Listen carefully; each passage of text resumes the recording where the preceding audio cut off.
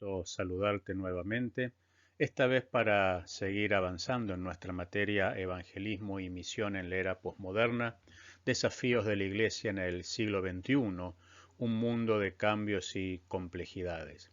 Y en esta oportunidad quisiera avanzar sobre nuestra tercera unidad. Y vamos a estar hablando de un mundo con vidas virtualizadas y una comunidad opaca. Sin duda, esta es una de las características transversales de nuestro mundo hipermoderno. Todo lo que cada uno de nosotros vivencia, lo que las personas vivencian en su mayoría, y más allá del acceso a la tecnología que tengan, se vivencia y se muestra en las redes sociales, y de eso vamos a estar hablando por unos minutos. Déjame decirte que vivimos sin duda en lo que llamamos la era digital. Lo virtual, la virtualidad es parte de la vida cotidiana de las personas. Y vivimos en esa virtualidad a la que, de la mano de la revolución tecnológica, le hemos dado paso en cada uno de nuestros hogares y en cada una de nuestras personas. Estamos en una época, fundamentalmente aquellos que pertenecen a la generación Z, esto es los nacidos después del año 1995, en lo cual se naturaliza el uso de la tecnología y la vivencia de la cotidianeidad en la virtualidad, esto es en el éter, a través de las redes sociales. De hecho, la Iglesia debe tener en cuenta estos desafíos que implica considerar a la tecnología como una herramienta más, como un instrumento más para poder desarrollar y llevar adelante la gran comisión y ejecutar nuestro ministerio. De eso se trata, de vivirla y de pensarla simplemente como una herramienta más, simplemente como una posibilidad más que va a tener de diferente con el resto de los métodos que estamos acostumbrados a usar o que la Iglesia ha usado en las últimas décadas es su masividad, su instantaneidad y la forma en que llega a cada una de las personas, incluso a aquellas que menos consideramos o ni siquiera imaginamos que puede llegar. Hoy incluso hay tensiones entre la comunidad y la comunicación. Tensiones porque no hemos ayornado nuestros métodos comunicacionales a la realidad de la comunidad hipermoderna, desde los adultos hasta los más jóvenes y fundamentalmente los más jóvenes y los niños o adolescentes no pueden, no soportan estar mucho tiempo sentados escuchando, por ejemplo, un sermón de 40 minutos. De hecho, la Iglesia debería replantearse los métodos comunicacionales. No significa esto licuar las demandas del Evangelio, no significa esto alterar la centralidad del mensaje del Evangelio, no significa esto sacar a la cruz o a Jesús de los púlpitos, significa perfeccionar nuestros métodos comunicacionales para poder ser más eficaces a la hora de comunicar la verdad del reino de Dios. De eso es que se trata y en ese sentido la virtualidad, el tener incluso presentaciones virtuales dinámicas que puedan afirmar y confirmar lo que vamos diciendo, sin duda, no solamente va a permitir que las personas graben el mensaje y recuerden mejor el mensaje, sino que fundamentalmente en los más jóvenes va a ser un momento de impacto sin lugar a dudas. Hoy en día tenemos una tensión en lo que se llama el FOMO y el HOMO. ¿Qué es el FOMO? El Fear of Missing Out, el temor, el miedo a perderse de algo que está sucediendo en este mismo momento, en algún lugar, no importa dónde. Y por eso vamos a ver a las personas, fundamentalmente a los jóvenes, pero a todas las personas básicamente, estando pendientes todo el tiempo de la pantalla de su celular o navegando a través de su computadora en las redes sociales. Tienen pánico a perderse una noticia, a no saber lo que está sucediendo, a quedarse afuera de lo que en este mismo momento, mientras yo estoy hablando con ustedes, está ocurriendo en algún lado del mundo, en alguna parte del mundo. Pensemos, por ejemplo, toda la revolución que se está dando de estructuración y de pensamiento en Irak con motivo de la yihad, que instantáneamente todo el mundo puede ver los videos de las manifestaciones, las protestas, las marchas, en el mismo momento en que está sucediendo. Hay gente que tiene pánico literalmente a estar desconectado. Si se olvidan el celular en su casa, regresan a sus hogares porque es como que no pueden seguir adelante con el día, les falta algo. Pero también, como contracara de esta moneda, está empezando a surgir lo que nosotros llamamos el JOMO, el Joy of Missing Out, el pensar que necesitamos un descanso de la tecnología. Esto es disfrutar de lo que estamos haciendo sin estar pendientes de lo que pasa a nuestro alrededor. No estar pendiente momento a momento, minuto a minuto, en el desayuno, en el almuerzo, en la cena, con nuestros amigos, en el trabajo. Salir de la desesperación de estar conectado en todo tiempo para disfrutar lo que estamos haciendo y dedicarle a cada cosa el momento que corresponde. Esta tensión de la que nosotros estamos hablando y que discursivamente es fácil de entender, es fácil de apreciar, encierra una complejidad en sí misma porque hay tensiones que pujan dentro de los jóvenes y adolescentes entre estas dos tensiones y paralelismos.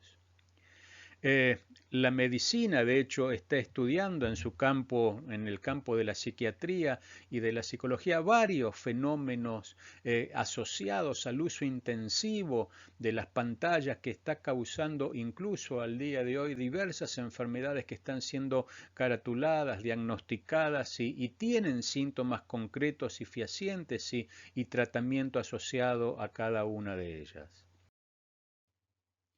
Estas son las llamadas tecnopatologías o enfermedades 2.0. Ahí el PowerPoint me jugó una mala pasada, pero déjame seguir avanzando y describírtelo. ¿Qué son estas tecnopatologías o enfermedades 2.0? Es un término que hace referencia básicamente a los trastornos de tipo mental, de tipo físico y en algunos aspectos de vinculación social que están relacionados, como te decía, con el uso intensivo o el abuso prácticamente de la tecnología. Asumamos en primer lugar que la tecnología per se no es mala. La tecnología viene a solucionar y a remediar muchas cosas de nuestra vida cotidiana, muchas posibilidades nos brinda y mejora no solamente nuestra calidad de vida y nuestro confort. Pensemos en lo que significa la posibilidad de la telemedicina, el tener una cita médica a partir de las redes, el que los profesionales de la salud puedan ver nuestros estudios clínicos en el mismo momento en que se realizan, sin tener que esperar por horas un resultado médico. Pensemos en las aplicaciones en nuestros celulares que nos ayudan a monitorear nuestros niveles de presión arterial, nuestros niveles de azúcar, nuestros niveles de glucemia, cómo pueden diagnosticar preventivamente a la distancia profesionales de la salud, un montón de sintomatologías y sin duda esto es bueno. Pensemos en el home office, en la educación a distancia como la que estamos teniendo en este momento, sin duda es beneficioso.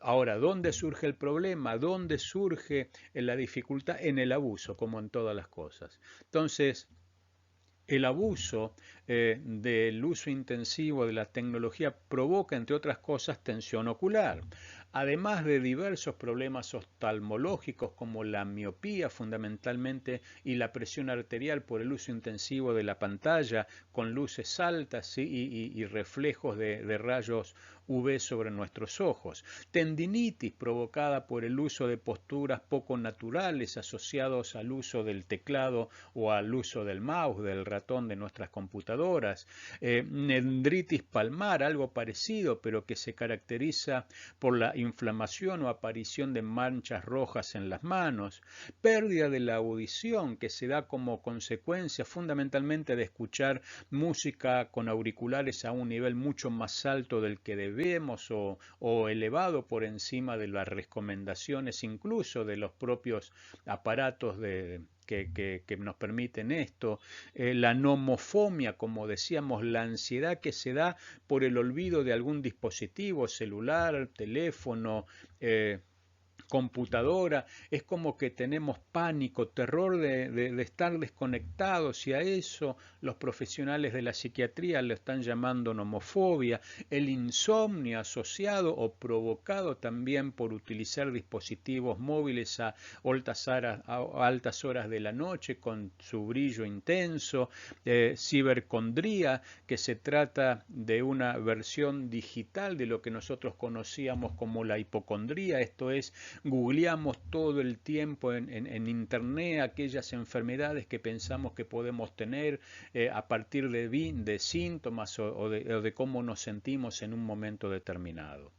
Bueno, esto que suena medio fantasioso en realidad no es ninguna fantasía, son enfermedades concretas que están siendo diagnosticadas, estudiadas, que tienen y requieren un tratamiento médico y de las cuales tenemos que estar alertas, pero esta realidad hoy ya la estamos viviendo en medio nuestro. De hecho, pensemos en la cantidad de jóvenes, de adolescentes y de hermanos y hermanas que llegan a nuestras congregaciones con algunas de estas enfermedades o diagnósticos de los que estuvimos hablando, y muchos otros que por un tema de espacio no nos da el tiempo a tratar, pero si ustedes buscan sobre las tecnopatologías, allí se les va a aparecer. Podemos decir a ciencia cierta que las redes sociales son una especie de eh, frontispicio, eh, una especie de frontispicio, una cáscara, una caparazón que nos ayuda, entre otras cosas, a brindar una imagen que no siempre se corresponde con la realidad respecto de cada uno de nosotros. Diríamos los sociólogos que el hombre es un ser social, necesita vivir en comunidad, construir la comunidad, potenciarla y desarrollarla día por día.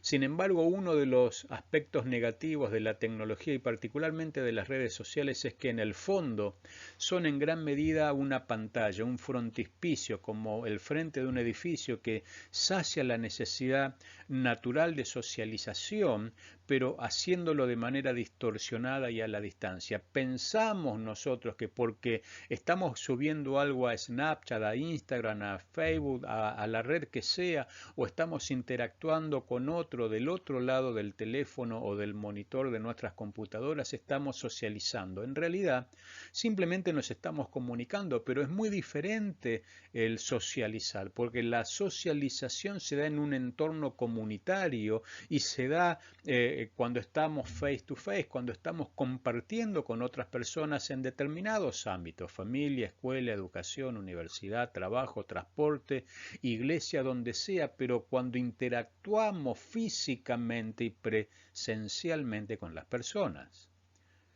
Una cosa es sociabilizar y otra cosa es comunicarse simplemente.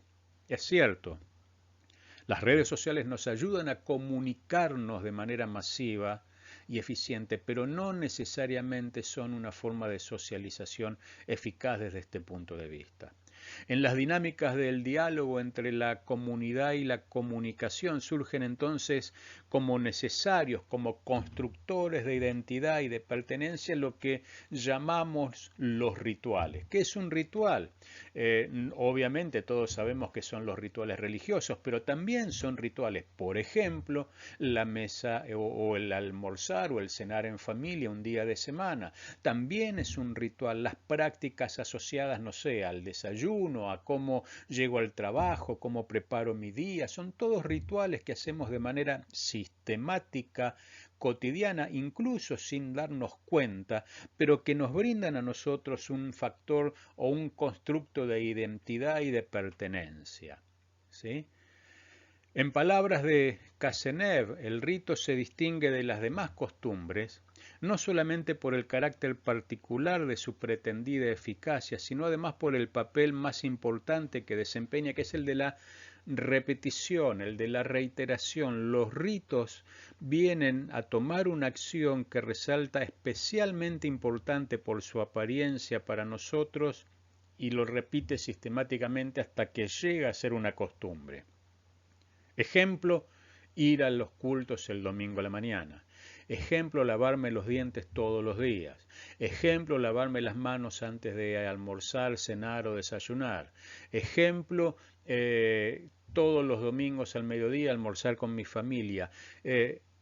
Situaciones de la vida común que se reiteran, que se repiten y que hacen que esa figura sea una costumbre para cada uno de nosotros. Si lo asimilamos a los ritos religiosos, el participar de la adoración, el ofrendar, el diezmar, el participar de la Santa Cena, el cantar, el escuchar la palabra y un montón de otros que vienen a brindarnos a nosotros identidad y pertenencia. Entonces, a partir de ellos, nos sentimos parte de nuestra familia, nos sentimos parte de nuestra comunidad o congregación de fe, nos sentimos parte del lugar donde trabajamos, nos sentimos parte del vecindario donde vivimos, nos sentimos parte de nuestra familia ampliada. Esto es importante considerarlo. Y las redes, lamentablemente, si bien pueden describir todas estas acciones, todos estos comportamientos, todos estos ritos sociales, lamentablemente no los pueden vivenciar de manera cercana y de manera fraterna y persona a persona, simplemente porque se hacen o practican a través del éter. Sin duda, que la pandemia del COVID-19 reemplazó gran parte de estos ritos. Si nos acostumbramos por mucho tiempo, por ejemplo, a cantar el feliz cumpleaños o a celebrar el cumpleaños de un ser querido a través del Zoom, a través del Google Meet, a través de una llamada de WhatsApp, pero eso no es lo normal, no es lo habitual y ni bien pudimos salir de la pandemia, volvimos a la repetición o a la reiteración del rito social familiar de la celebración del cumpleaños, ni más ni menos.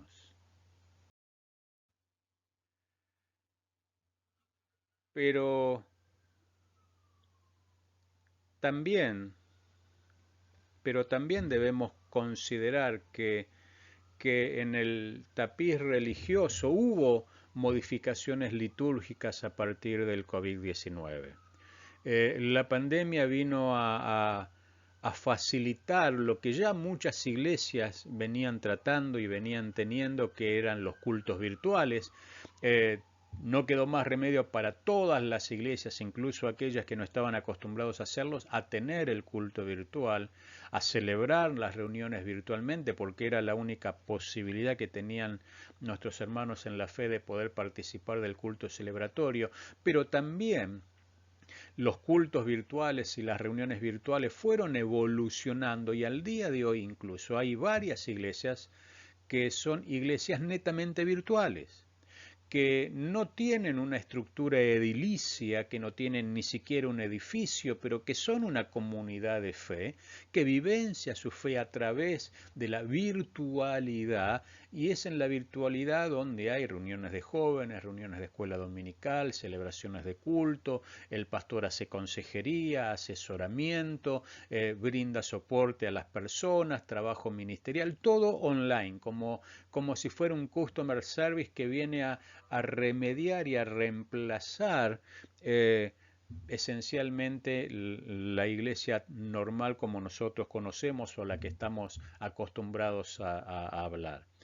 Ni bueno ni malo, tiene obviamente sus deficiencias, pero es una modalidad que se está utilizando. Muchas iglesias por la pandemia tuvieron que cerrar sus puertas por escasez de recursos económicos, porque no podían hacer frente a un alquiler, a una renta del lugar que alquilaban, y esto vino a brindarles la posibilidad de seguir conectados, de seguir en compañía, de tratar de resolver la coyuntura, y luego permanecieron en el tiempo cuando se dieron cuenta que en algunos casos esto funcionaba. Pero es una realidad también que está en medio de nosotros y más allá de criticarla o no, tenemos que valorarla y reflexionar sobre ella para saber todos los cambios y las modificaciones, como decía, que vinieron como consecuencia de la pandemia, como consecuencia del COVID-19.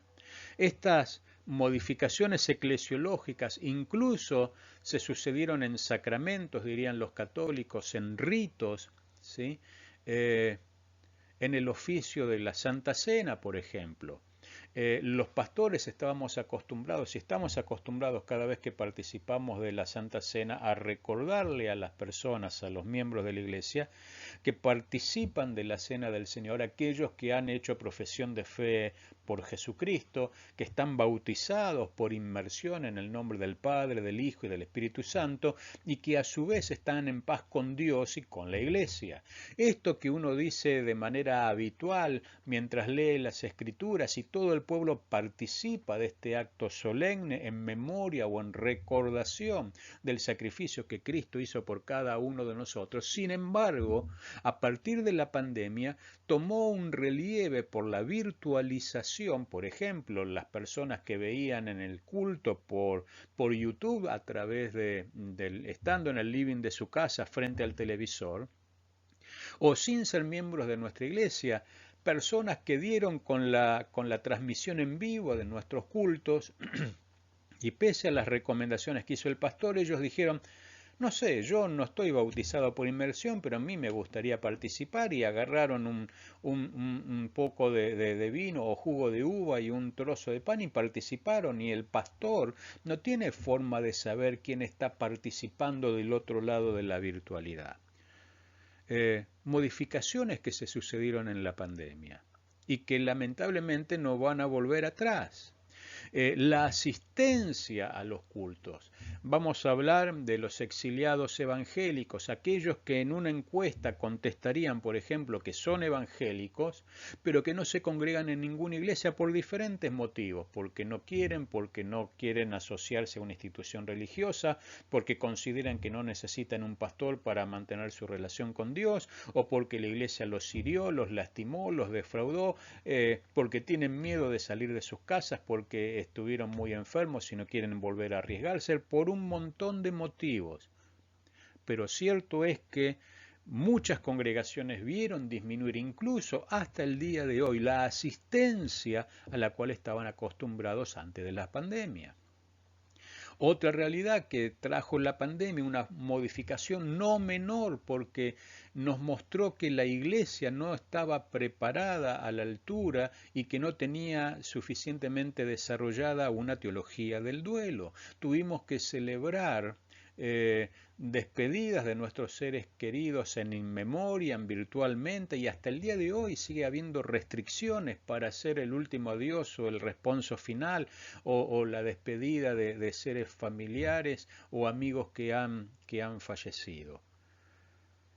Todas estas modificaciones, todos estos paisajes cúlticos que fueron modificándose por efecto del COVID-19, algunos sin duda van a volver a la normalidad, pero muchos otros no, y la Iglesia tiene que reflexionar sobre esto y ver de qué manera poder llevarlos a la práctica y encauzar las dinámicas cúlticas sin que se afecte a la congregación.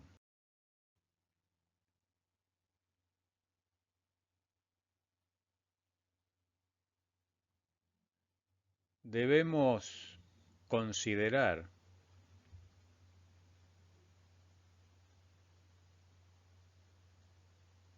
por otra parte, debemos considerar que, que el desarrollo tecnológico es una constante que no se va a detener.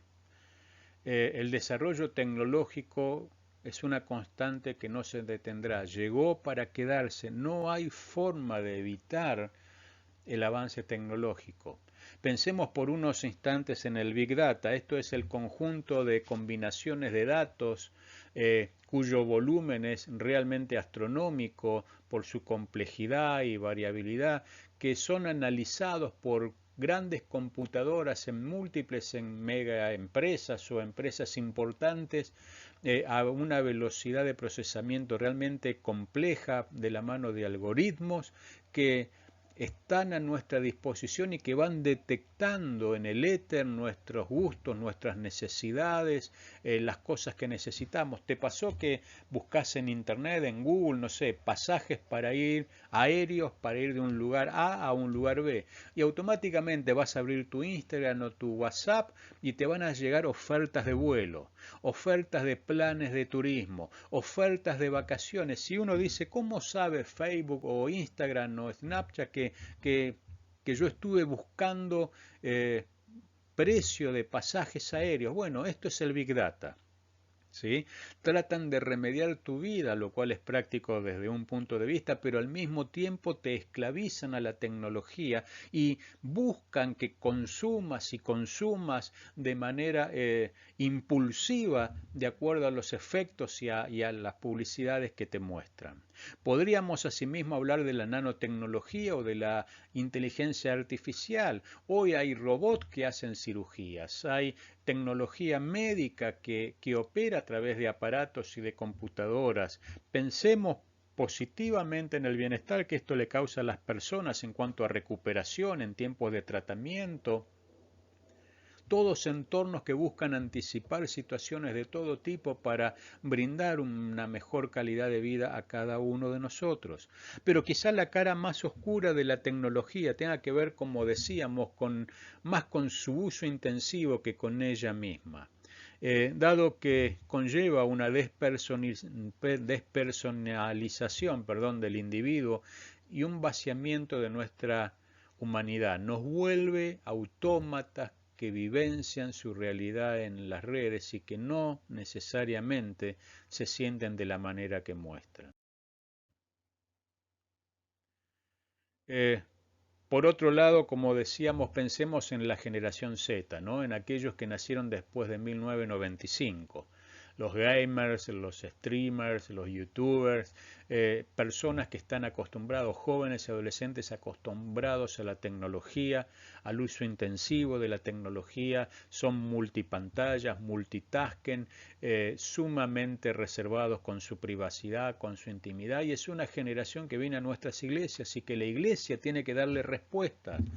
Yo a veces pienso, no es posible que al día de hoy, por lo menos que yo conozca, pido disculpas si me estoy equivocando, no puede ser que no haya juegos para jugar en red virtualmente que tengan valores y preceptos cristianos, que la iglesia no haya pensado en desarrollar juegos para nuestros jóvenes que están todo el día jugando jueguitos en la pantalla, pero sin contenido de valores cristianos y bíblicos. Los hijos de las redes sociales, que así se llaman, muestran ya síntomas de esta transformación cultural. Lo que nosotros tardamos 2 minutos en decir, ellos lo resuelven y lo dicen con un emoticón, con una palabra, con un gesto, con una imagen. Es otra la dinámica de pensamiento que ellos tienen, es otra la forma en que aprenden las cosas. Y sin embargo, cuando esos niños que son multitasking y que en la escuela y en sus entornos son absolutamente digitales, llegan a nuestras iglesias, por ejemplo, y los ponemos a dibujar en papel el arca de Noé. No digo que esté mal, pero no alcanza con eso solo. Ojalá pudieran ellos tener su clase de escuela dominical online en su dispositivo electrónico, que el maestro le mande mensajes, que tengan juegos en red, que puedan juntos como grupo educacional responder preguntas, interactuar. Todo un desafío para la iglesia de este tiempo. Pero en la iglesia a veces tenemos la tendencia a perpetuar los métodos o técnicas que en algún momento, es cierto, dieron resultado y nos aferramos a ellos, pero tenemos que avanzar porque el mundo cambia y necesitamos cambiar nuestras formas. Frente a las nuevas generaciones que están bajo la inmediatez, la vertiginosidad, una utilización diferente de las palabras, del lenguaje, es importante tener en cuenta esto. Los jóvenes no asimilan los grandes discursos, los largos sermones. Para ellos el contraste blanco y negro no es tan simple, no les gusta el contacto personal excesivo y todo este tipo de cosas la tenemos que tener en cuenta a la hora de transmitir el Evangelio si queremos ser eficientes. La generación Z tiene, como te decía, su propia cultura, su propio lenguaje, sus propias maneras y debemos entenderlas para aproximarnos. Esto es lo que hacía Jesús, salvando las distancias, la época y las brechas sociohistóricas, pero Jesús con los agricultores hablaba de siembra. Con los pescadores hablaba de pesca, con los recaudadores de impuestos y con los religiosos hablaba de dinero o de la hipocresía, con los romanos hablaba de autoridad y necesitamos adecuar nuestro mensaje para llegar de manera eficiente a cada persona. Va a decir San Pablo que él se hizo para el judío judío, con el gentil gentil, con el esclavo esclavo, con el libre libre, a todos se hizo de todos con tal de ganar a uno. Y tenemos que repensar en estas dinámicas que las metodologías no son compartimentos estancos. Seguimos insistiendo con dibujar, no sé, el arca de Noé o a David y Goliat, pero la realidad de los niños hoy es otra. Videojuegos tridimensionales que le permiten jugar online y participar activamente sumergidos en un juego. Ya sabemos que no tenemos este tipo de diseño tecnológico en nuestras iglesias, pero sí podemos desde lo que tenemos pensar y tratar de comprender la realidad y el contexto de nuestros jóvenes para que se sientan menos incómodos y más gratificantes y puedan permanecer más tiempo aprendiendo del Señor.